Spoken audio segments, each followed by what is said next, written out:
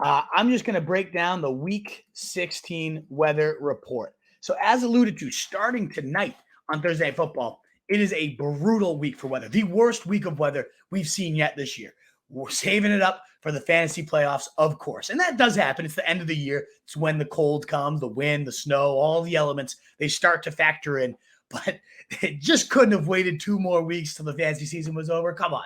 So we're looking at, again, Wolfpack, the worst week of weather we've seen maybe ever, certainly this year. Let's break down real quick just how weather can impact games in general. So Scott Barrett did a great study a couple of years ago. So the data might have shifted a little bit, but honestly, if anything, I think his findings were more so confirmed these last few years. Wind speed is definitely the biggest impact overall across positions right now, not including kicker, but including your fantasy starters here. Quarterbacks in 20-plus mile-per-hour winds average 1.71 less fantasy points per game. Receivers minus 0.88 fantasy points per game, nearly a full point less per game. And tight ends, negative 0.69.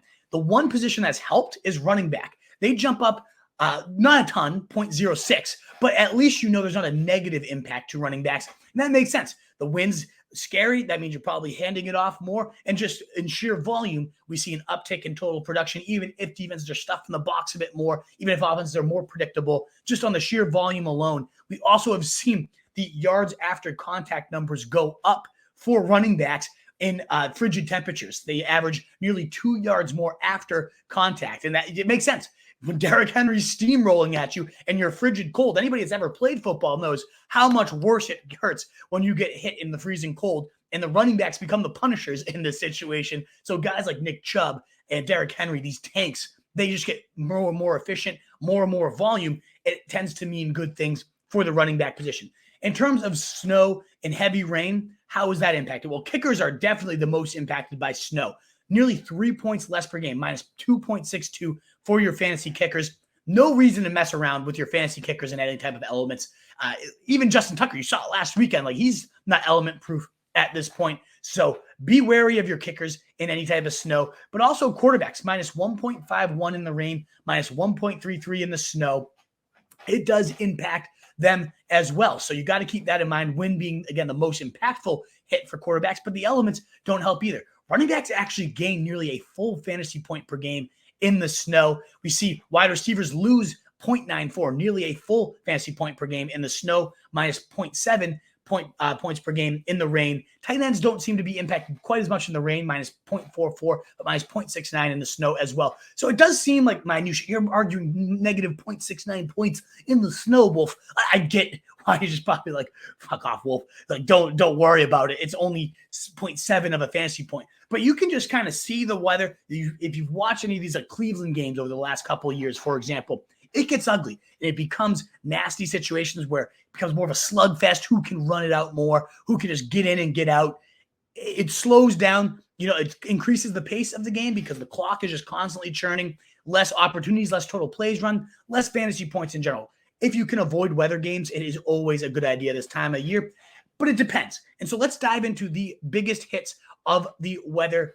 The biggest concern this week, we already talked about Thursday Night Football. If you need that, please do rewind, hit that. But if you're catching this after the fact, the biggest weather impact will far and away be the Saints at the Cleveland Browns this weekend. There could be snow. It's certainly happening early, but it could carry on to the early parts of the game. Even if not, we're going to have frigid temperatures inside the teens, but that's the least of the concerns. The biggest issue here is the fact that we're going to have 25 to 30 mile per hour sustained winds, not gusts. The entire game, we're going to have those type of winds, and the gusts are going to get up to 40 to 50 miles per hour.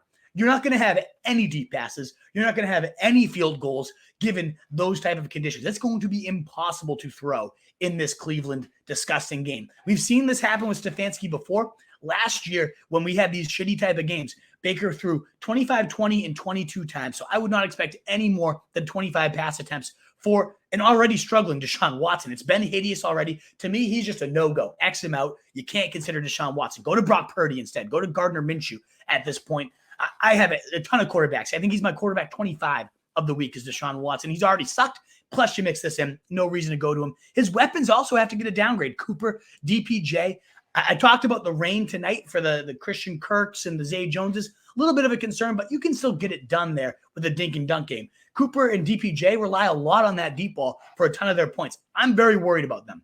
I still think, desperation wide receiver threes or flexes, they've been really, really solid all year. So I don't know that you can just completely cross them off, but they rank outside my top 30 right now, Cooper and DPJ. And now that we have no Chris Olave, there's not a single Saint that I want other than Alvin Kamara. So I think the run games, Nick Chubb, I think Alvin Kamara, especially Kamara, given the matchup, Cleveland, the second most points allowed to backs. A great spot for him. I think he could be churning. I think Nick Chubb is going to be an absolute nightmare to tackle. Could see him seeing 25 to 30 carries in this game. So I think both those guys get a nice little tick upwards, but everybody else, humongous downgrades and almost bordering on unusable in this Cleveland New Orleans Saints game. So again, Nick Chubb, Kamara, like it for them.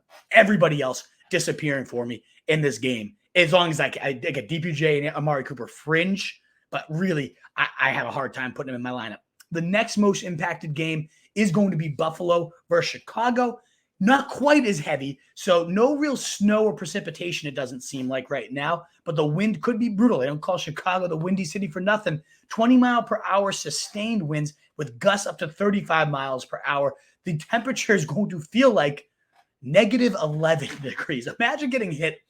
These guys are warriors. Every time these type of games happen, just reminds you like how much these guys are putting their bodies on the line. That is freezing. I do think you look at Justin Fields, Josh Allen. How do they get their fantasy points? You guys know. It's their legs is the big thing, especially for Justin Fields, who's just 200 yards away from breaking Lamar Jackson's record. You don't think that's on his mind? You don't think the team is going to do everything they can to get it for him, especially a game like this? If anything, this might actually upgrade Justin Fields because they're going to call even more designed runs, and he's already has the most in the league. 17 attempts per game with like 15 of those being designed. I love Justin Fields in this spot. I already love Josh Allen with the legs, and he's used to these elements. I do think the deep ball gets a little bit impacted here, but he's got a cannon. So I do still think both these quarterbacks are inside my top 4 at this point. In fact, both are in my top 3. I really like Fields, really like Allen. No real movement for them, despite the fact I'd obviously prefer a nice sunny day. And I do see more running on both their plates, in particular, Justin Fields here. We know how bad the Bills' running attack has been, too, so I wouldn't be shocked at all to see Allen see 15-plus carries here. Ultimately, in terms of the other weapons, it's like Stephon Diggs. How do you bench Diggs? You can't at this point, but you're looking at DraftKings, you're looking at these things. He does fall out of that elite no-brainer tier. He's the wide receiver 3 without weather, in my opinion, this week. He drops to the wide receiver 9 for me, so yeah, you're starting Diggs. It's Diggs, and he can get that low A-dot stuff done. I think he'll be a heavily leaned-on target, but he is a bit riskier. All the other pass game weapons, you don't need me to tell you to bench your Bears. They suck. That's already clear. You didn't want any of those weapons anyways, but in terms of like Gabe Davis, he's already so tough to trust. This is just another feather in the cap of let's not play Gabe Davis games this week. Maybe the lower A-dot guys, like A-dot, when I say that means average depth of target for anybody that wasn't aware of that. Guys like Dawson Knox, old dink and dunkers. Maybe McKenzie gets an upgrade, but you're not trusting McKenzie in your fantasy semifinals here. Dawson Knox might be a little bit different given how barren the position is, given how much we saw him leaned upon last week in similar shitty conditions. So I could see Dawson Knox having himself an actual afternoon at 1 p.m. on Saturday. So I love, again, the quarterback, still playing them. I think the running games are leaned upon more, but it's going to be a little bit ugly. Do you really trust either of the Bills' backs right now? Now Khalil Herbert's coming back. David Montgomery still startable, but certainly not the every down featured back we're used to.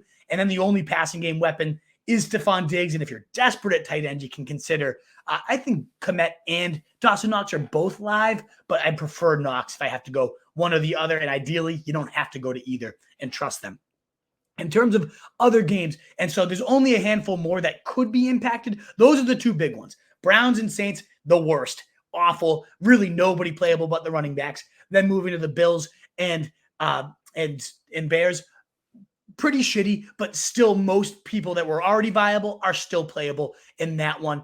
And then you move on to games that are likely going to be cold, minus 10 in some of these, ugly, cold, maybe 10 to 15 mile per hour winds, but nothing as bad as the wind in those other 2 matchups. And those games are going to be the Texans at the Titans. Means Henry the Steamroller already averaging 4 of his last 5 games against the Titans. He's had 200 or more yards. He's at nearly 1,000 yards, 978 in his last 5 games against the Texans rather.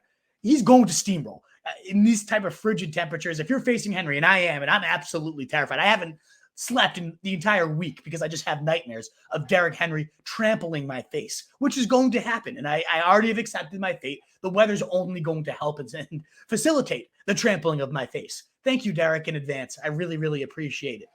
Moving on, the Seahawks will be visiting the Chiefs. It's going to be negative, disgusting cold, but ultimately that game has the highest total on the Saturday slate, and I still think it's a great game to target in DFS, and in particular, you know your Chiefs. You're playing your Chiefs of note. You're playing your Seahawks of note. I still think that game's A-okay without the wins. Nothing too scary there. Bengals will be visiting the Pats. 24 degrees, so not quite as cold as some of these, but some wind in that game.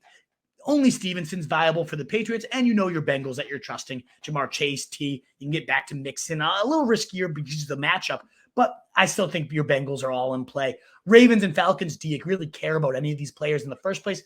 Dobbins or bust. I mean, he's been hot. It's a good matchup for him. And then the Raiders versus Steelers will also be a bit colder, but you got your viable guys in Josh Jacobs and Devontae Adams. You're never benching them, no matter who could be in a fire, and you're not benching those guys. So they're in great shape. Your Steelers were already pretty crap other than Najee. He'll get a little uptick given, again, running backs actually average more points per game in the cold and the wind. And then you got, of course, your regular normal games and domes. Nothing else. There's a little rain here with the Dolphins and the Packers matchup. A little bit of rain there, but nothing overly too concerning. A 50-degree day, light rain at that. So maybe even a little bit better for guys like Jalen Waddle, Tyreek Hill, break a tackle, defenders slip and slide, and maybe they fly around the field there. So I'm not worried at all about those guys, the running game at all. That's fine with me. And then you got plenty of dome games, plenty of nice weather games as well that you don't have to worry about. Just real quick, those games are the Giants and Vikings dome, Commanders and 49ers, beautiful weather there in San Fran, Eagles and Cowboys dome, Broncos and Rams, fine weather there, Bucks and Cardinals, good weather there, Chargers Colts on Monday Night Football dome. So you don't have to worry about anything in those games. All the other ones, Lions and Panthers I didn't mention, that's going to be cold, but not too bad. Compared to the other games, that's even less concerning of the cold. So that is, again, your Week 16 weather report. I know that was a long time, nearly 20 minutes on weather, but maybe 50, whatever it was. It's a long time, but it is crucial this time of the year to note these things, especially for this weekend with your Browns, with your Saints, and just a little bit more risk added to your Bills and your Bears as well. The rest of it, I think, will end up being okay, but you want to keep note of that cold and the winds and just keep those games on your radar as we enter Saturday and Sunday for sure, Wolfpack. Thank you again so much for listening to that rant on weather. I hope it's helpful. If it helped inform any more questions, please do get those in the mailbag. We got about 40 of them already. Love to see that. Keep filling up that mailbag. I'll be on to all of that shortly. What is up, you fantasy wolf? Thanks so much for tuning in. If you haven't already, share your thoughts in the comments, check out some more videos, and join the newest Wolfpack by subscribing below.